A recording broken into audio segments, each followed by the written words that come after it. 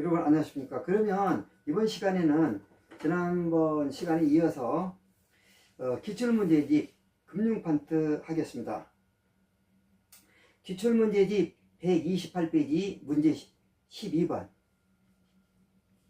저당 상환 방법에 관한 다음 설명 중 옳은 것을 고르면, 자 보니까 기억번 원금 균등 상환 방식의 경우에 매 기간에 상환하는 원리금 상환액과 대출 잔액이 점점 감소한다. 원금 균등은 매년 갚으니까 똑같은 금액을 대출 잔액이 줄어들 것이고, 대출 잔액이 줄어들면 이자도 줄어들고, 따라서 원금은 같지만은 매기 갚아야 될 비줄어도 들어들어서 이자가 줄어드니까 결국 원금은 같지만 매기 이자가 줄어드니까 원리금 합계는 줄어들고 있어요. 그래서 대출 잔액도 줄어들고 원리금 합계도 줄어들고 있다. 맞아요.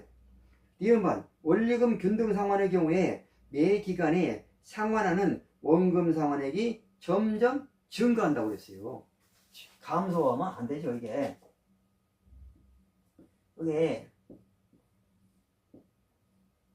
1기, 2기, 3기 이게 금액이 똑같아. 이게 금액이 원리금 균등이니까.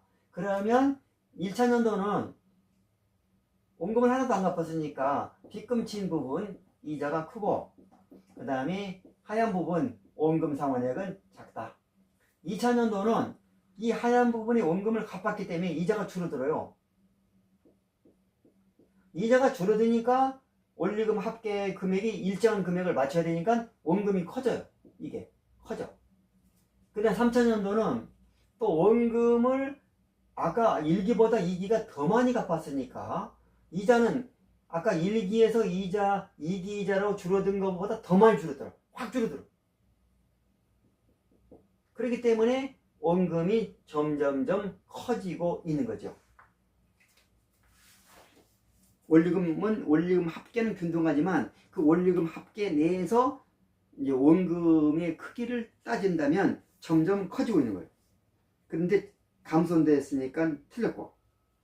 디귿번 최저임식 상환의 경우에 미래 소득이 증가할 것으로 예상되는 차입자에게 유리하다. 최저임식 상환은 매기마다 원리금 상환의 크기가 커지는 것을 최저임식 상환이라고 하기 때문에 얘는 맞아요. 1번 대출기간 만기까지 대출기간의 총 이자 수입의 크기는 원금 균등이 가장 크고 점증이 두 번째고 원리금 균등이 가장 작다. 얘는 틀렸어요. 자, 우리는 보면 얘가 원리금 균등이잖아요. 그럼 원금 균등은 어때요? 원금 균등은 매기마다 원금이 똑같아. 하얀 부분 원금이 똑같아. 하얀 부분 원금이 똑같아. 하얀 부분 원금이 똑같아. 그래서 이 크기가 똑같아. 이게 크기가 예를 들어서 2억씩 갚은다. 그러면 얘는 3개 다 넣으면 6억이 돼야 되잖아. 그래서 얘는 예를 들어서 뭐 0.5 얘는 한 2억. 그러면 2.5억이니까 그러면 얼마요? 여기 3.5. 여기 원금이 3.5. 그래가지고 토탈해서 이제 6억을 맞출 텐데, 요것도 6억을 맞출 텐데, 이거는 원금 균등이고, 이건 원리금 균등이고, 최저임식 경우는 점점 규모가 커진다고 그랬어요. 그래서 이제 소득이 점점 늘어나니까 따라서 처음에는 요만큼 지불한다. 원금과 이자 합계가. 그 다음에 나오면은 소득이 증가돼서 확 증가된다. 다음에는 소득이 많이 증가돼서 확 증가된다. 이게 뭐냐? 이게 원리금이에요. 그렇다면 1기는 이자가 이거잖아. 벌써 1기 이자가 이건데, 지금 이 빚금 친 부분인데, 요게 빚금 친 부분을 그리면 이 크기예요. 이게. 그런데 이게 이 정도밖에 안 갚으니 1차 년도는 그냥 그 이자도 미처 못 준 거예요. 이자 크기가 이건데 이자 크기가 이건데 이게 이자 크기가 이자 크기보다 작잖아 이게. 따라 이자도 미처 못 준 거예요. 이자도 미처 못 줬기 때문에 빚이 늘어나. 이건 빚이 증가돼 이게. 빚이 증가된다. 갚아가고 줄어든 게 아니고 이자도 못 줘갖고 빚이 늘어나. 그러고 나서 여기에는 규모가 확 크니까 그래서 이제 빚이 늘어나니까 이자는 얼마냐? 얘보다 더 커. 1차년도 이자보다. 왜? 빚이 늘어났기 때문에. 그래서 얘보다 더 커갖고 여기 이자요. 여기 이자요. 얘보다 얘가 더 커. 요거 커. 왜? 빚이 늘어났기 때문에. 그 다음 3차년도는 하여간 조금이라도 원금을 갚았으니까 이자는 줄어들어. 얘보다 줄어들어. 조금이라도 갚았으니까 이자가 줄어들어. 그래서 원금이 이렇게 많이 커진다. 이렇게 이자가 그렇게 해서 이제 이렇게 이자가 이렇게 해서 이렇게 줄어든다.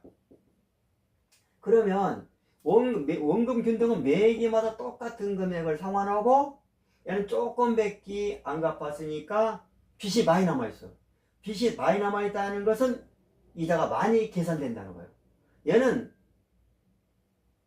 원금을 갚은 게 아니고 갚지도 않을 뿐더러 이자를 덜 줌으로 인하여 빚이 늘어나 버렸어.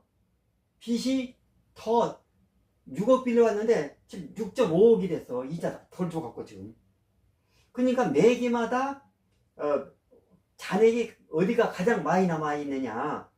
얘는 조금밖에 안 갚아가지고 많이 남아있고 여기서 많이 갚는다고 해도 조금 갚은 것이 영향을 받아서 계속 잔고가 많이 남아있는 거야. 이거는 갚는 게 아니고 빚을 늘렸기 때문에 계속 잔고가 많이 남아있는 거예요. 그래서 매 기간마다 잔고가 가장 많이 남아있는 것은 체증식이 가장 잔고가 크고, 그 다음에 두 번째는 원리금 균등이 잔고가 크고, 잔고가 크다. 이거는 1번 가장 크고, 이건 2번.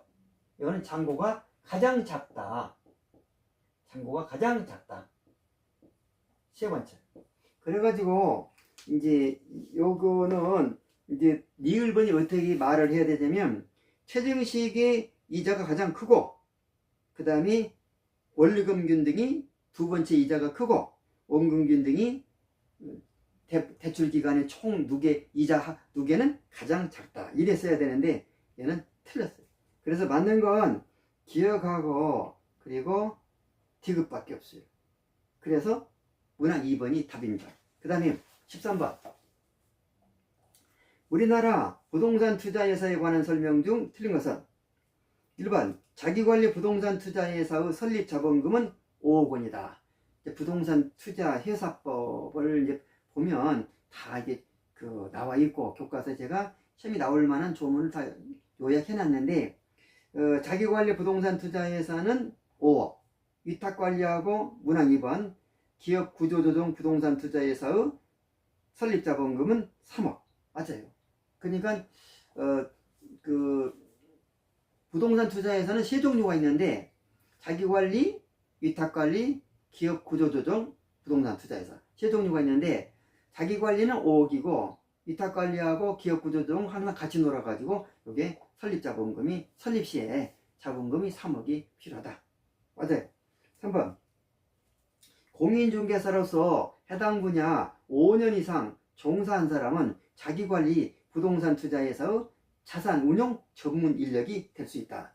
자, 요거는 교과서를 좀 찾아보면 이제 법조문을 확인해 보면 기본서 311페이지를 보시면 기본서 311페이지를 보시면 기본서 311페이지 봐요. 부동산 투자회사법 22조 자기관리 부동산 투자회사 311페이지 보셨죠? 기본서 부동산 투자회사법 22조 자기관리 부동산 투자회사의 자산 운용 전문 인력. 자기관리라는 것은 이제 주식회사이기 때문에 니츠가 거기에서 이사들이 직접 운영하는 건데 근데 이제 그래서 하여간 회사의 그 전문 이사들이라든가 이 사람들이 운영 주식회사는 그 대표이사하고 이사가 이제 이렇게 운영하잖아요. 주주는 이제 주인이고 그리고 감사는 감독기관이고 그래서 이제 자산 전문 운영 인력으로서 이제 어떤 사람이 될 수 있느냐 그 자격에 대해서 1호 감정평가사 또는 공인중개사로서 해당 분야 5년 이상 중개업자는 중개 업무에 감정평가사는 감정평가 업무에 5년 이상 종사한 사람 그 다음에 2번 부동산 관련 석사 학위 이상의 소지자로서 부동산 투자 운용에 관련된 업무에 3년 이상 종사한 사람 이렇게 설명되어 있어요. 그리고 이제 사전교육 교육을 받아야 된다 이런 말이 있고 그래서 이 말은 맞아요. 그래서 자, 그 다음에 문제집을 다시 보면 그래서 문항 3번 맞고 4번 위탁관리 부동산 투자에서는 본점 외에 지점을 설치할 수 없다.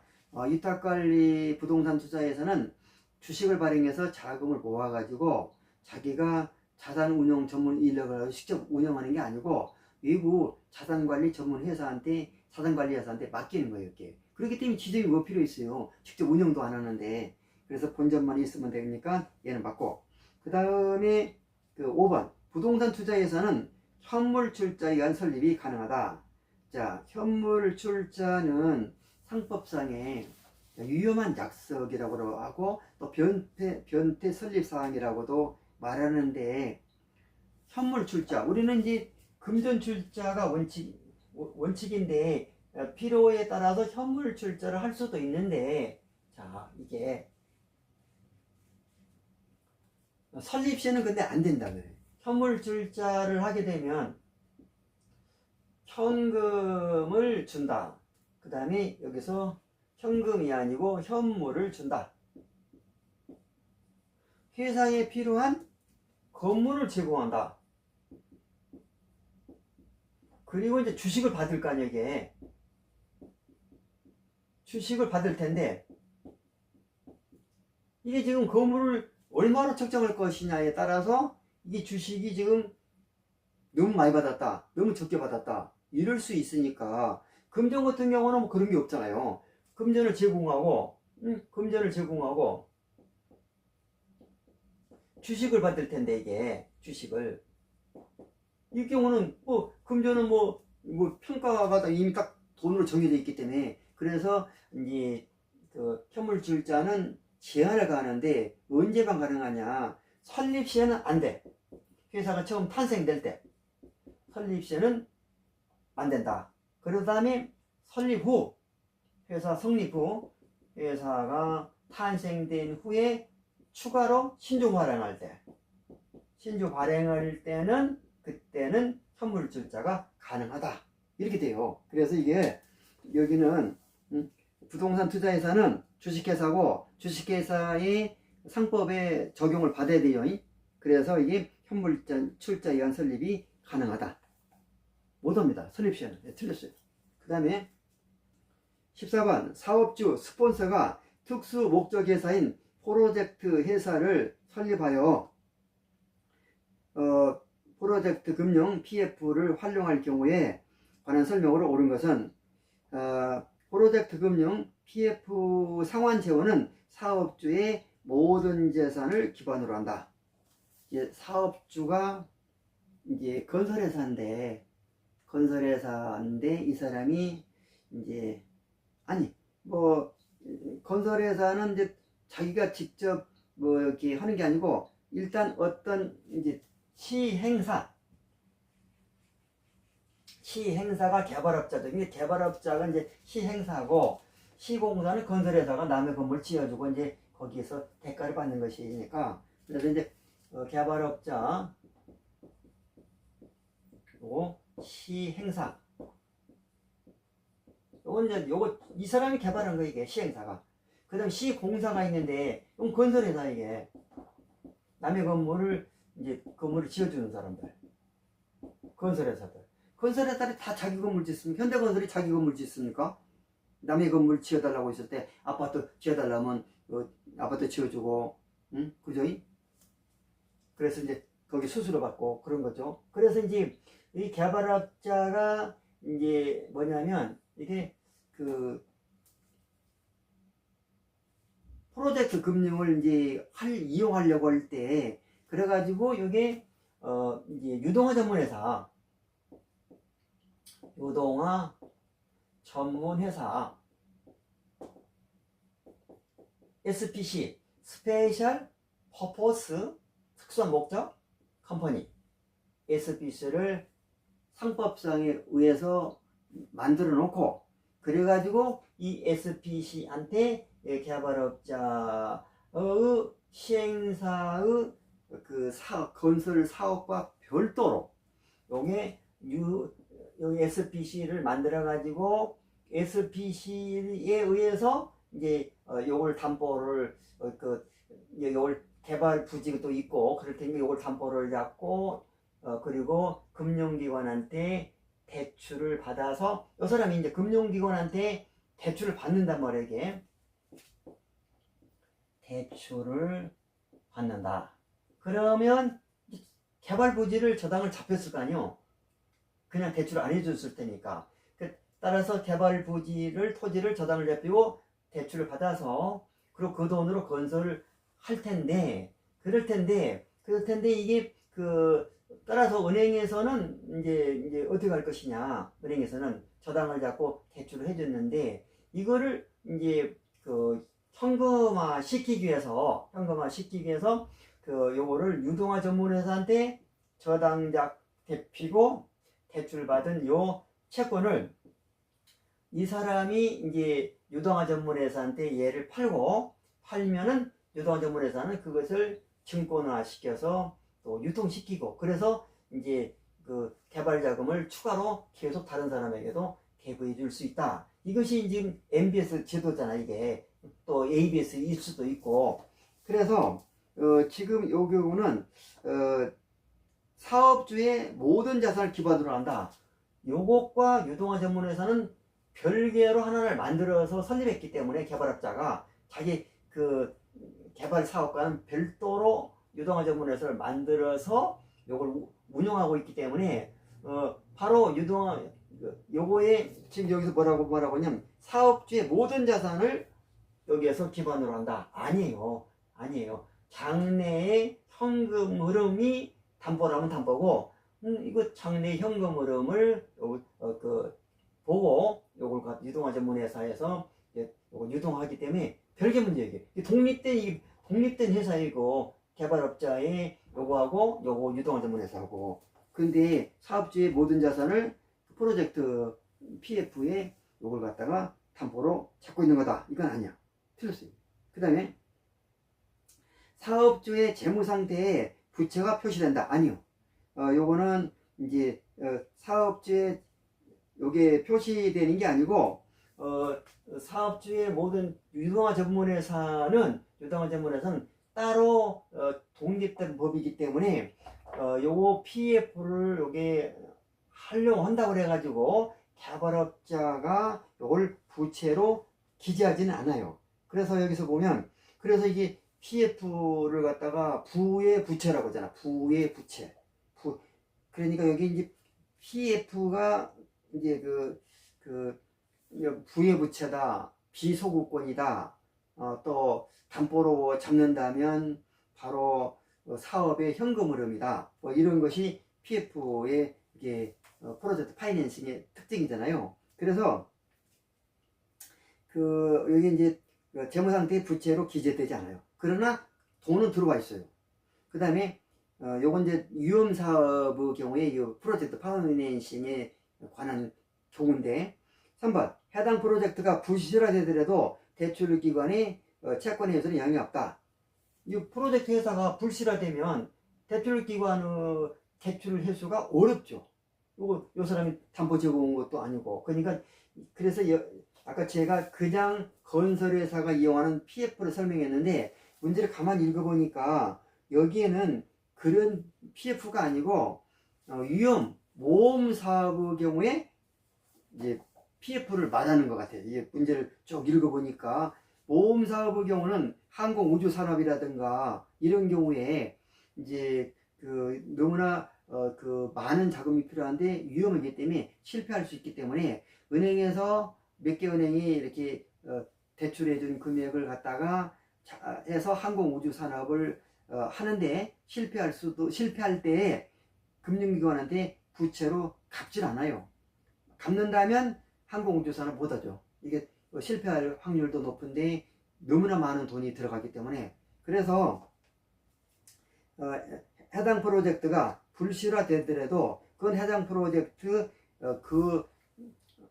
그걸로 끝나지 그 대출기관에 그 불실화되면 대출기관 은행은 못 받아요. 여기 불실화된다고 그랬으니까 대출기관 은행 못 받아. 그거 실패해버리면 그죠? 사업을 잘못했다. 항공우주 개발을 그럼 불실화됐다. 그럼 대출기관은 못 받아. 만약에 성공했다. 그러면 높은 이자를 받기로 서로 약속하고 한 것이 여기 프로젝트 금융이거든요. 그래서 이건 영향이 없다. 틀렸어. 그 다음에 4번 일정한 조건을 갖춘 프로젝트 회사는 법인세 감면을 받을 수 있다.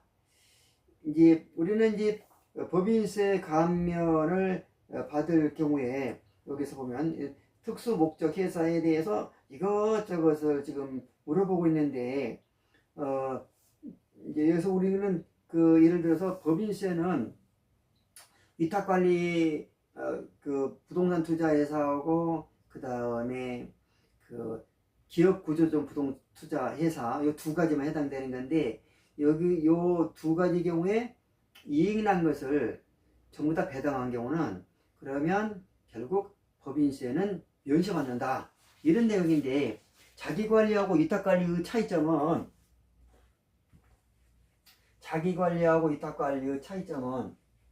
이게 지금 여러 가지 막 문제를 섞어놔 가지고 부동산 투자 회사 이 얘기가 나오다가 막 프로젝트 파이낸싱이 나오다가 막 왔다 갔다 해가지고 지금 여기서 보면 이제 그 자기관리하고 그 다음에 위탁관리하고 그 다음에 기업 구조조정을 목적으로 해서 이제 설립된 여기 회사가 이게 부동산 투자회사 여기 부동산 투자회사 요것도 부동산 투자회사가 있는데 요거는 자기가 직접 운영하는 것이고 이건 외부에 맡기는 거예요. 이게 외부에 맡기기 때문에 얘를 페이퍼 컴퍼니 따라서 그 명목상 회사라고 해요. 페이퍼 컴퍼니 명목상 회사라고 한다. 두 개를 명목상 회사지 이게 실체가 없다 이거예요. 주식 발행해서 외부에 맡기고 발행해서 기업 구조조정 끝나면 해산이 불고 자 그래서 그런 성격을 띠고 있는데 그래서 이 경우에 이익이 난다. 이익이 나면 실체가 없기 때문에 다 이익 배당 해버려.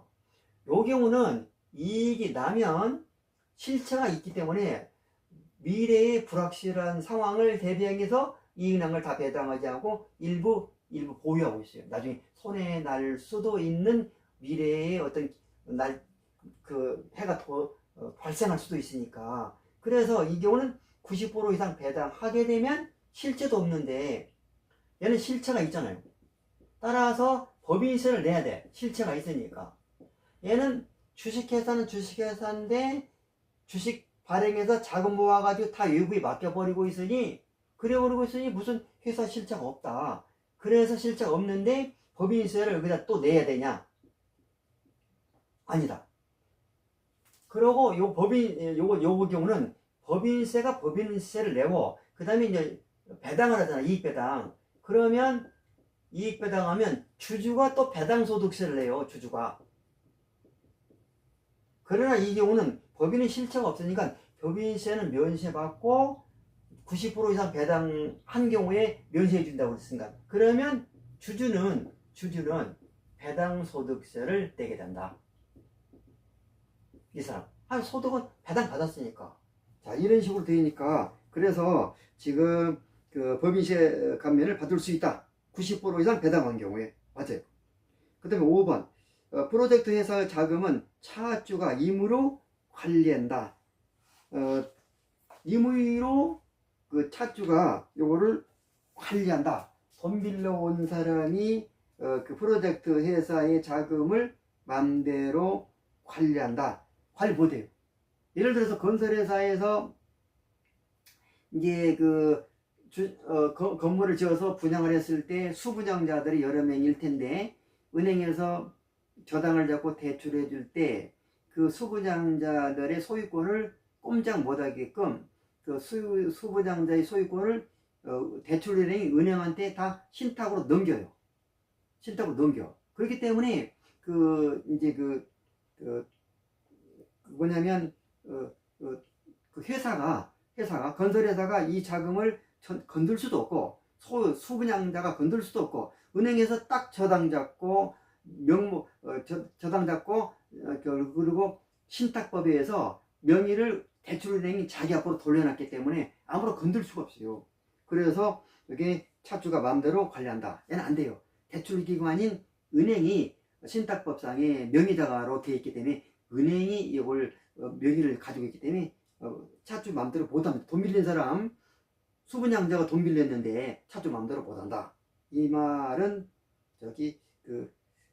임의로 관리한다. 그러면 틀렸어요. 그래서 이게 맞는 문항은 4번밖에 없습니다. 오늘 여기까지 하고 다음에 다시 하겠습니다. 여러분 수고하셨습니다.